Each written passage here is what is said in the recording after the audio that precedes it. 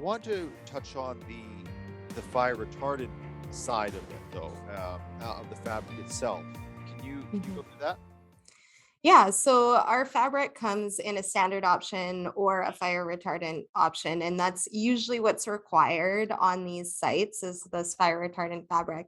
And so how this works is that if a flame were to hit the fabric, it actually just melts the fabric away. So it doesn't actually start to add fuel to the flame and spread the flame. And what happens is a hole comes into the fabric, it melts away, and there's a hole, and then the flame and the smoke can actually escape out of the building. So it's actually a really great feature of a fabric covered building. If there were to be an unfortunate fire in your facility, these buildings actually have a lot less damage than a lot of other traditional structures because of the way that the fabric just melts away and allows that to escape. So what ends up happening is sometimes a portion or maybe all of the fabric needs to be replaced on that building. But it's often that you don't lose the whole building in its entirety as a result. Yeah, I guess that would lead to the question if like in this video, if the whole, a foot in diameter gone, I mean, is this a repairable section? Do you have to replace a whole section? Is there patching? Like, how Yeah. does that work? Absolutely. Yeah. It can be depending on what happens to the structure. If something were to somehow get punctured, or if there's a small hole from a flame or something like that that was extinguished quickly, that can be repaired either by a patch if it's small enough, or just one section of the fabric within that building can be replaced. So sometimes that's a bay from truss to truss, depending on how the fabric has been installed on that building, or maybe it is the whole cover or just an end wall of fabric, depending on where the damage is. So it does add a lot of versatility for repair with the fabric. What are some of the other reasons people are going? I mean, there's a lot of different elements when you're coming in to decide what kind of building and structure to put up. Mhm. Um, Charmaine, can you do a touch on a few that maybe we haven't covered already? Yeah. So, I mean, one of the biggest benefits and the one that's probably talked about the most is natural light.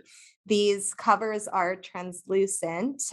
They can be purchased with a blackout material so that light doesn't come in, but they are translucent for the most part. And so that means that natural light is flooding into your space, which reduces potential need for electricity. If it's just a warehouse that you're accessing during daytime hours, you might not even need to add electrical to the facility because of the daylight that is flowing through the space.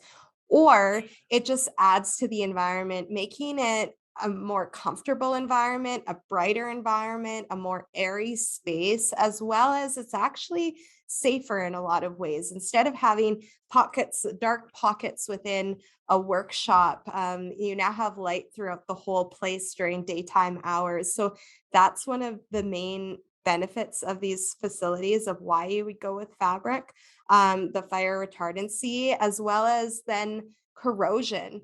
When you think about if you have metal cladding or different kinds of structures, that is susceptible to corrosion, and fabric is not. And so, while we do have a lot of corrosion protection options on the steel, one thing that we don't have to worry about is the cladding on the building. And in the mining sector, whether it's the outside exterior environment that might have corrosive properties or the interior environment that has corrosive properties, if we're based off of what we're storing in there, sometimes it's highly corrosive. And so, if that's the case, then this is another great option that comes along with that in the cladding. Jerry, I'm sure you get asked about warranty a few times in a year. So I want to get into the next section that I want to talk about is sort of the planning side, the questions that people need to be asking themselves and you while you're actually planning out the buildings. But before that, I think we should just quickly let the audience know sort of what would a warranty look like on one of these, typically one of these units. Sure, absolutely. And I think this ties back to our conversation around lifting up the F-150 truck to demonstrate to customers that, this isn't a simple canvas. It's a strong material.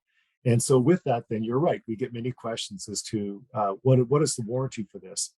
And so we can offer a 20-year warranty on our fire retardant fabric. And so typically that is very acceptable to customers, especially in the mining industry. If we're looking at a mine life of 10, 15, or 20 years, that's typically not a problem. And I will go back a little bit to what makes up that warranty. It's more than just saying here's a 20-year warranty. In some cases, in many cases, the design, how that fabric is attached to the building, will be indicate in terms of how long that fabric is going to last. Like, for example, if that fabric is not tensioned very tight to the building, it can flap around, move around. And when that happens, there's wear and tear on that fabric. So our design, the design that we impose in terms of how we're going to strap that fabric down and tighten it down is very important in terms of us providing that kind of warranty. And it's also important in terms of maintenance for that building, because with these buildings, once they're installed and they go through a summer, uh, regular maintenance is very minimal. So as long as you don't, as we said before, you drive a forklift through the fabric or something along those lines, there's very little maintenance on required on these buildings. So that speaks to the design. But to answer your question, the fabric, we can warrant that fabric to 20 years.